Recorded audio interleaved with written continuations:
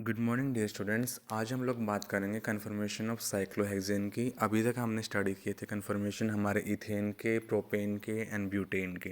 तो उन सभी में क्या था कि वो सारे हमारे लीनियर कंपाउंड थे जिसमें रिंग का फॉर्मेशन नहीं हो रहा था। तो आज हम बात करेंगे एक रिंग स्ट्रक्चर वाले कंपाउंड की जिसका नाम है साइक्लोहेक्सेन, जिसका मोलिकुलर फॉर्मूला होता है हमारा C6H12, जिसको हम 2D में कैसे रिप्रेजेंट कर सकते हैं, एक रिंग से। यानी कि 6 मेंबर की एक रिंग है जिसमें जो हमारे हैं हर एक कार्बन पे हमारी 2 हाइड्रोजन हैं। यानी कि इसका फॉर्मूला क्या हो जाएगा हमारा C6NH12। इस तरीके से हम इसको रिप्रेजेंट कर सकते हैं। अब हम बात करेंगे इसकी कन्फर्मेशन की, यानी कि एक्चुअल में 3D में ये किस तरीके से एग्जिस्ट करता है।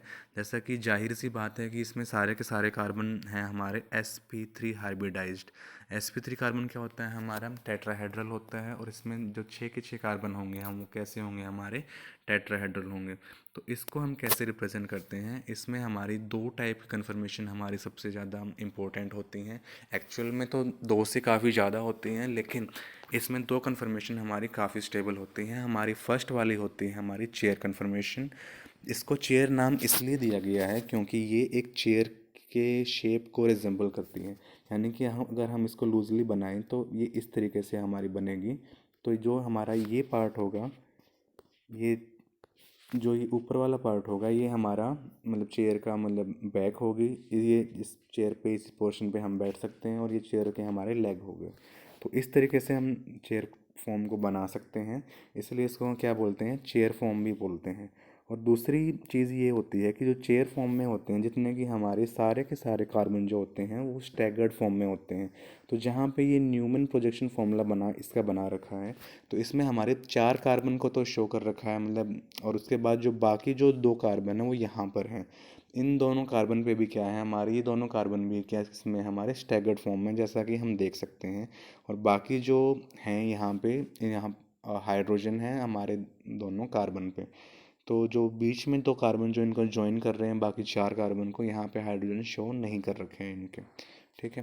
तो इसका जो यूजुअल रिप्रेजेंटेशन यहाँ पे दिखा रखा है, और हर एक कार्बन पे क्या होता है हमारी 2 हाइड्रोजन होती हैं।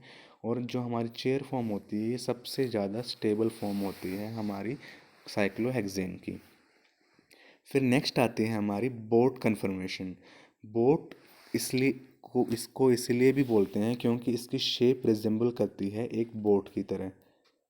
ये इस तरीके से हमारी होती है बोट फॉर्म। बोट फॉर्म में प्रॉब्लम क्या होती है कि इसमें हमारा जो carbon number 2, carbon number 3 and 5 and 6 हमारे इक्लिप्स फॉर्मेशन में होते हैं। और जैसा कि हमने इथेन के केस में स्टार्टिंग में ही पढ़ लिया था, जो हमारा इक्लिप्स कन्फर्मेशन होती है वो कम स्टेबल होती है क्योंकि उसमें हमारी टॉर्शनल स्ट्रेन होती है।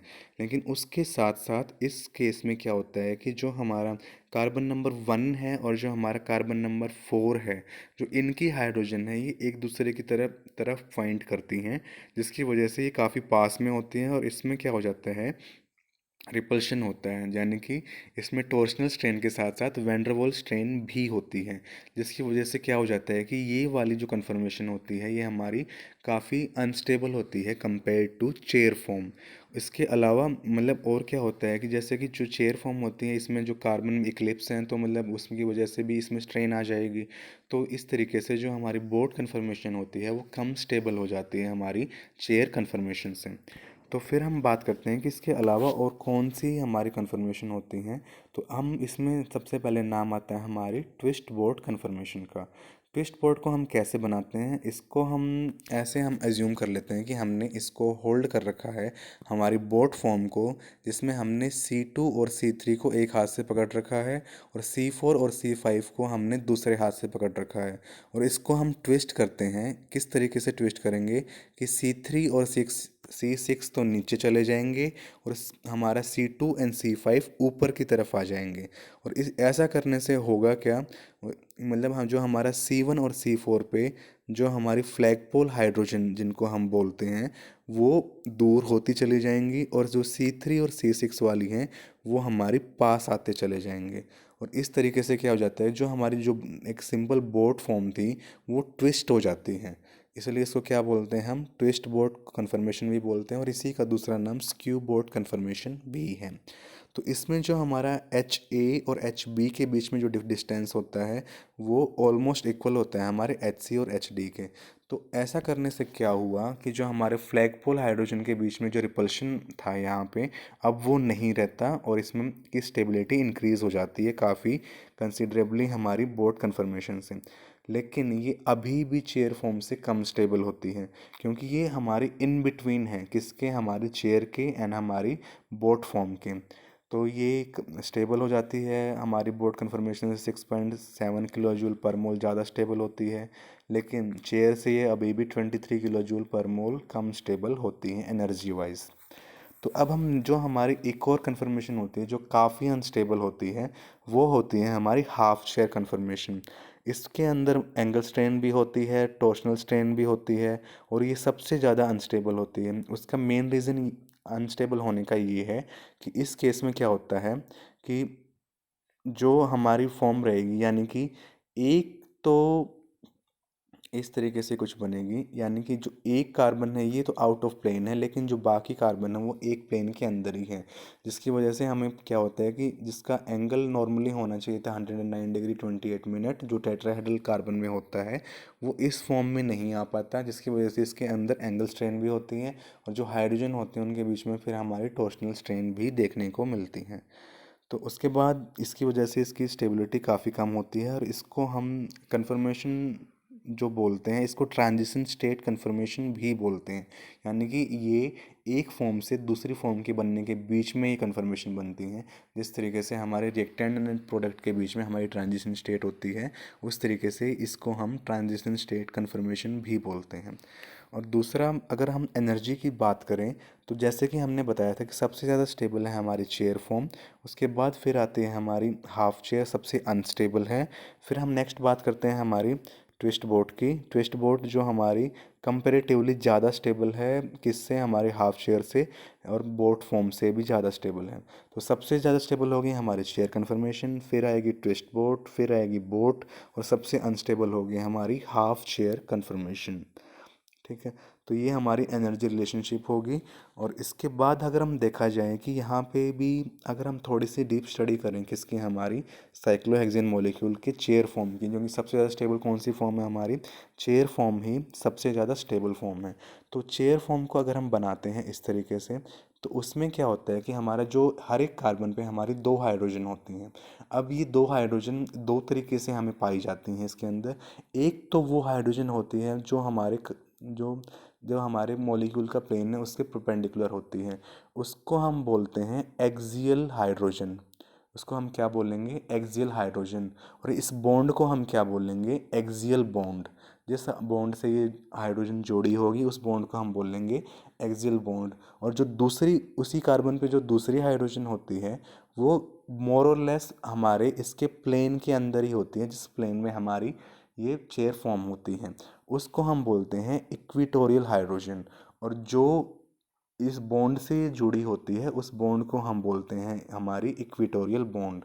तो जैसे कि इसमें एक यूनिक चीज़ क्या होती है देखने वाली, यानी कि अगर हमारे कार्बन नंबर 1 पे जो एक्सियल बॉन्ड है वो परपेंडिकुलर है, तो यानी कि प्लेन के ऊपर है, तो जो नेक्स्ट कार्बन होगा उसमें ये प्लेन के नीचे मिलेगी।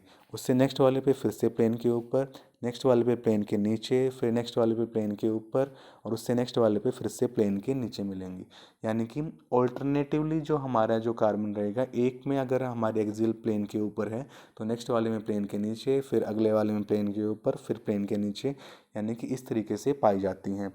तो इसमें यानी कि अगर हम कार्बन नंबर 1 पे अगर प्लेन के ऊपर है तो फिर 3 पे मिलेगी और 5 पे मिलेगी, 2 4 6 पे ये हमें प्लेन के नीचे मिले देखने को मिलेंगी। और हर एक जो कार्बन जो इक्वेटोरियल होती है वो हमारी उसी मोर और लेस उसी प्लेन में मिलती है जिस प्लेन में हमारी ये साइक्लोहेक्सेन की चेयर फॉर्म होती है। तो इस तरीके से हमारी दो टाइप की यहाँ पे मिलती हैं हमारी बॉन्ड इसके अंदर। फिर हम देखते हैं कि जो हमारी जो चेयर फॉर्म होती है हमारी, उसको हम दो तरीके से रिप्रेजेंट कर सकते हैं।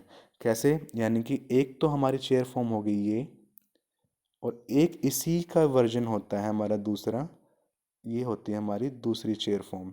ये भी हमारी चेयर फॉर्म है, ऊपर वाले भी और नीचे वाले भी हमारी चेयर फॉर्म है। दोनों में लेकिन डिफरेंस क्या होता है कि ये एक चेयर फॉर्म फ्लिप होके ही दूसरी चेयर फॉर्म बनाती हैं। यानी कि इसमें जो बॉन्ड एक्सियल है वो फ्लिप होने के बाद इसमें वही बॉन्ड हमारी इक्वेटोरियल बन जाएगी। ठीक है। उसके बाद जो इसमें अगर इक्वेटोरियल जो बॉन्ड है वो फ्लिप होने के बाद इसके अंदर वो एक्सियल बन जाएगी। तो यही डिफरेंस होता है, ये दोनों एक दूसरे के अंदर इजीली इंटरकन्वर्ट हो सकती हैं। और दूसरी बात देखने वाली क्या होती है कि जो इस प्रोसेस को क्या बोलते हैं हम, रिंग इन्वर्जन बोलते हैं। तो यानी कि पहले वाले में जो एक्सियल है वो दूसरी वाले में इक्वेटोरियल होगी, पहले वाले में जो इक्वेटोरियल है वो दूसरी वाले में जाके एक्सियल हो जाएगी। ये इनके रिलेशनशिप होती है दोनों ही, और दोनों ही क्या है, हमारी चेयर फॉर्म ही है। ठीक है।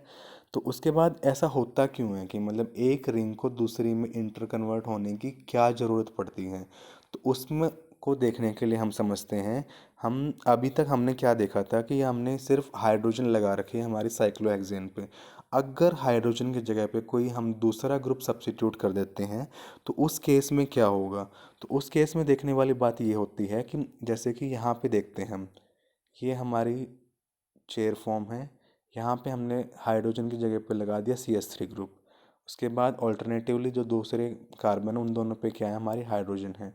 ये एक्चुअल में काफ़ी दूर दूर दिखाई दे रही हैं, लेकिन एक्चुअल में क्या होता है, इन दोनों के बीच में होता है इंटरेक्शन होता है, जिसको हम क्या बोलते हैं, 1,3 डाई एक्सियल इंटरेक्शन के नाम से जानते हैं। 1,3 कैसे नाम पड़ा, ये अगर इसको कार्बन नंबर 1 बोलते हैं तो 2 और थर्ड कार्बन पे यहाँ पे फिर से हाइड्रोजन है। इसको उधर से नंबरिंग करेंगे तो 1 यहाँ पे जाएगा, 2 और यहाँ पे क्या जाएगा, 3। उधर से फिर से थर्ड कार्बन पे हमारी हाइड्रोजन है जो प्लेन के ऊपर है। अब इस CH3 के बीच में और इस जो हमारी जो दो हाइड्रोजन है इनके बीच में जो इंटरेक्शन होता है उसको हम बोलते हैं 1,3 डाई एक्सियल इंटरेक्शन। ये इंटरेक्शन इसको इसलिए बोल रहे हैं क्योंकि ये हमारा अट्रैक्शन भी हो सकता है, ये हमारा रिपल्शन भी हो सकता है। यानी कि अगर यहाँ पे कोई और ग्रुप हो जहाँ जिनकी हाइड्रोजन बॉन्डिंग पॉसिबल हो इन हाइड्रोजन के साथ, तो यहाँ पे हमारा अट्रैक्शन भी हो जाएगा। इस केस में क्या होगा, इस केस में हमारा रिपल्शन होगा। यानी कि जो एक्सियल में जो बॉन्ड है वो बाकी हाइड्रोजन के साथ क्या कर रही है, 1,3 डाई एक्सियल इंटरेक्शन शो कर रही है। अगर यही चीज़ इक्वेटोरियल पे होती तो हमारा इतना मतलब ये जो अभी 1,3 डाई एक्सियल इंटरेक्शन नहीं होता और कंपैरेटिवली वो वाली फॉर्म ज़्यादा स्टेबल होगी। तो अगर किसी भी फॉर्म में हमारे एक्सियल पे बल्कि ग्रुप लगा हुआ है तो वो फ्लिप होके क्या बना लेगी, हमारी दूसरी शेयर फॉर्म बना लेगी, जिसमें क्या हो जाएगा, ये ग्रुप कहाँ पे लगा होगा, उसके इक्विटोरियल पोजीशन पे ये ग्रुप लगा होगा। इसको दोबारा बना देता हूँ मैं। यानी कि यहाँ पे अगर एक्सियल पे है तो दूसरी वाली फॉर्म जब बनेगी इसमें तो उसमें ये कहाँ चला जाएगा, हमारा इक्विटोरियल पे CH3। तो फ्लिप होके इसलिए अब यहाँ पे जो वन सेकेंड वाली केस में 1,3 डाई एक्सियल इंटरेक्शन नहीं होगा और ये कंपेरेटिवली ज़्यादा स्टेबल होगी हमारी पहली वाली फॉर्म से। इसलिए रिंग फ्लिपिंग होती है, यानी कि स्टेबिलिटी अटेन करने के लिए। ठीक है। तो ये reason one of the bigger reason है रिंग फ्लिपिंग होने का।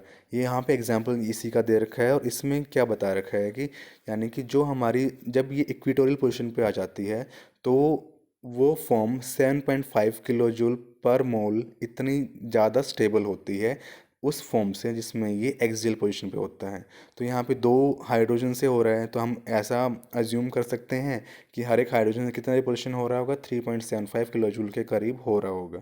इसलिए जो हमारे बल्कि ग्रुप होते हैं वो ज़्यादा स्टेबल किस में होते हैं, हमारी इक्वेटोरियल मतलब बॉन्ड पे ज़्यादा स्टेबल होंगे और इसलिए हमारा रिंग फ्लिपिंग होती है ताकि वो चेयर फॉर्म और ज़्यादा स्टेबल हो सके और रिपल्शन को 1,3 डाई एक्सियल इंटरेक्शन को कम से कम कर सके। ठीक है। तो ये होते हैं हमारे साइक्लोहेक्सेन के कन्फर्मेशन। इसी के साथ हमारी स्टीरियो केमिस्ट्री वाली यूनिट कंप्लीट होती है।